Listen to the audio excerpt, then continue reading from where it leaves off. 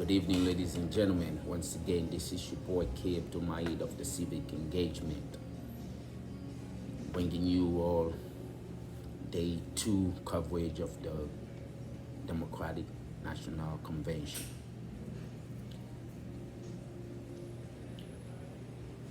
Tonight, we're going to see the return of the Obamas. I'm smiling. Tonight we're going to see the return of the Obamas as the keynote speakers. We're going to hear from First Lady Michelle Obama. We're going to hear from the current governor of Illinois, J.B. Pritzker. We're going to hear from the first gentleman, husband of Vice President Kamala Harris, Doug Emhoff. And then we're going to hear from our very own Barack Hussein Obama. So tonight's speech, Barack is going to remind us of hope, how it all started. That's what Barack, and how he was able to elevate and transcend. It goes back 20 years in Boston at the Democratic Convention when Barack was introduced on stage from Bill Clinton as a skinny kid with a funny name, with a dad from Kenya and a white mom. He spoke about a vision of America that he has in his mind and he hoped to see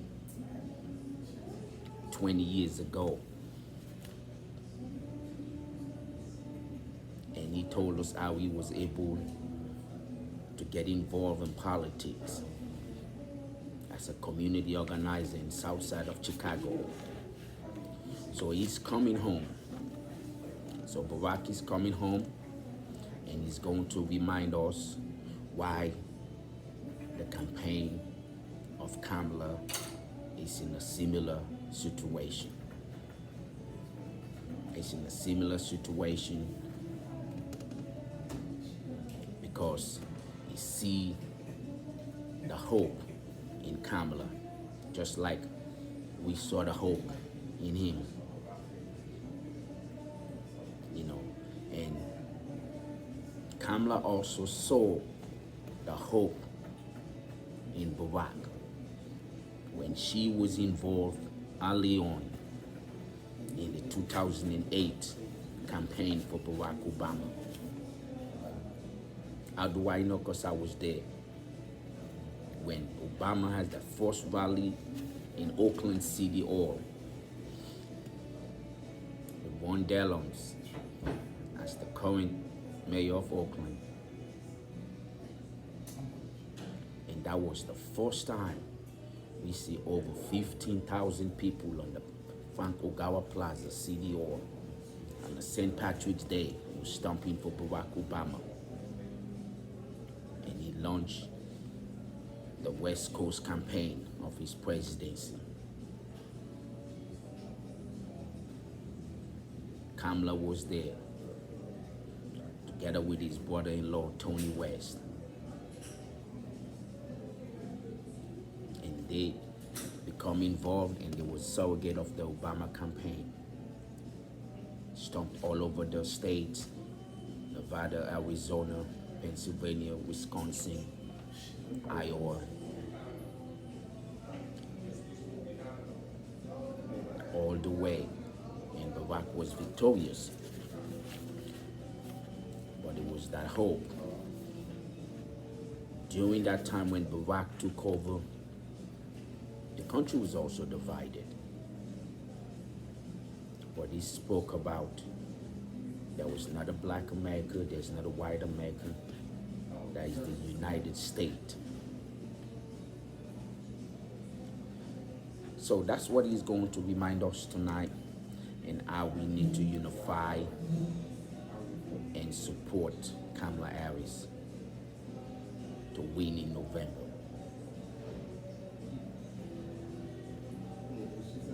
And we also going to hear from our very own governor,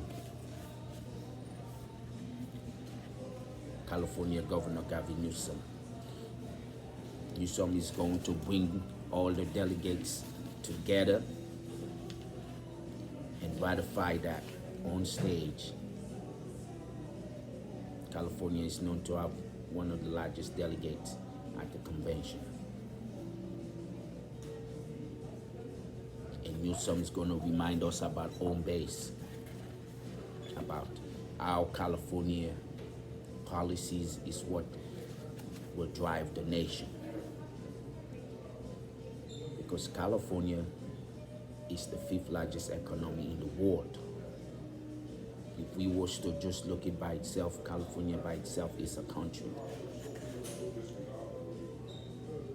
But because we live in this United States, we have to share our resources.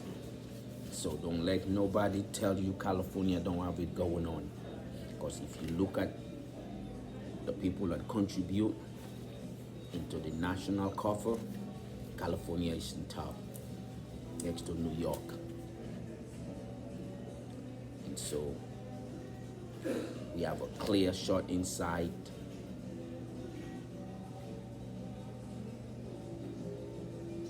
I think Kamala has been ready for this moment.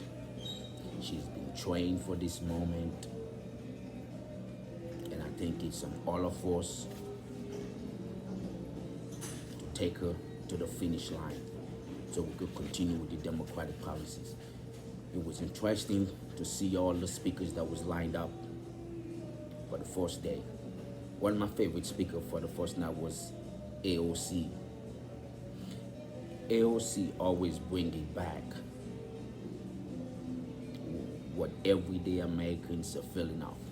She reminds us that 6 years ago, she was a bartender. And every now and then, some of the Republicans will remind her, why don't you go back to be a bartender? And she happily responded, I have no problem going back as a bartender. Because she said she loved to work for a living. But that is not the point. The point is that she came from a humble background, and now she's in a position of power, and she hasn't lost sight of the people that she represents, and she continued to fight for. They wanted her to lose sight of the people that she represented or where she came from. She said no. And that is the same mindset of Kamala Harris. Kamala Harris will not forget where she came from, will not forget the people, and she will continue to fight. She knows what it means to struggle. She knows what it means to come from a single family background. She knows what it meant to walk your way up through college. She knows what it means to walk your way up through your career. And she knows the responsibility it takes once you arrive to keep the door open, so that you could let other people's come in with opportunities. So I am excited. I think the Democrats have been laying the case for why Kamala is a better candidate. Because at the end of the day, you have to explain to the people why Kamala is a better candidate. And all the people that you see us speaking of, they are telling us why. Because they know our character, they know our work ethics, and they know our value, and they know she will stand up for America, she will stand up for working class people. And our policies will determine where we go from here. As opposed to Trump, we already know what Trump is about. Trump is for the millionaires and the billionaires, giving them tax break they never ask for, and some of them don't want. But because he belonged in that class, he felt that that was a way for him to pay himself. So he created that tax break, and which, by the way, lead us to a lot of deficit. So that's what convention is about. So laying the case for the candidate. So I like to look at it like a 3-part. First day is the opening statement. Opening statement, we hear from Hillary Clinton, First Lady Dr. Jill Biden, and from President Joe Biden. Tonight, the second night, Barack is going to lay the theory of the case.